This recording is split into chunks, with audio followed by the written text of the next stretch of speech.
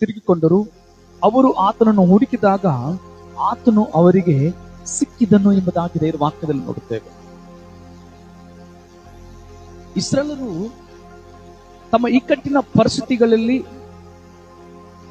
ಇಕ್ಕಟ್ಟಿನ ಸಂದರ್ಭಗಳಲ್ಲಿ ಅವರು ದೇವರ ಕಡೆಗೆ ತಿರುಗಿಕೊಂಡರು, ಯೆಹೋವನ ಕಡೆಗೆ ತಿರುಗಿಕೊಂಡು ಆತನನ್ನು ಹುಡುಕಿದ್ರು ಎಂಬುದಾಗಿ ದೇವರ ವಾಕ್ಯದಲ್ಲಿ ನೋಡುತ್ತೇವೆ. ಪ್ರಿಯರೇ, ನಿಮ್ಮ ಇಕ್ಕಟ್ಟಿನ ಪರಿಸ್ಥಿತಿಗಳಲ್ಲಿ, ಇಕ್ಕಟ್ಟಿನ ಸಮಸ್ಯೆಗಳಲ್ಲಿ, ಅಂತ ಸಂದರ್ಭಗಳಲ್ಲಿ ನೀವು ಸಿಕ್ಕಾಕೊಂಡಿರುವಾಗ ದೇವರನ್ನು ನೋಡುವಂತ ಜನರಾಗಬೇಕು.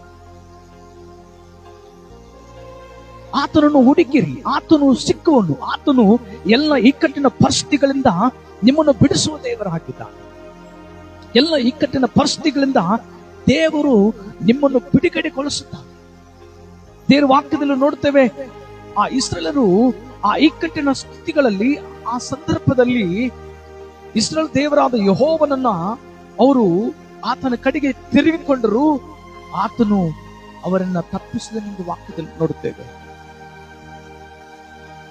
ಇದೇ ಕೀರ್ತನೆ ವಾಕ್ಯದಲ್ಲಿ ನೋಡುತ್ತೇವೆ, 91ನೇ ಕೀರ್ತನೆ 14 ಮತ್ತು 15ನೇ ವಚನದಲ್ಲಿ, ನನ್ನಲ್ಲಿ ಆಸಕ್ತಿ ಉಳ್ಳವನಾಗಿರುವುದರಿಂದ ನಾನು ಅವನನ್ನು ರಕ್ಷಿಸುವೆನು. ಅವರು ನನಗೆ ಮರಳುವಾಗ ಸದುತ್ತಾನವನ್ನು ದಯಪಾಲಿಸುವೆನು.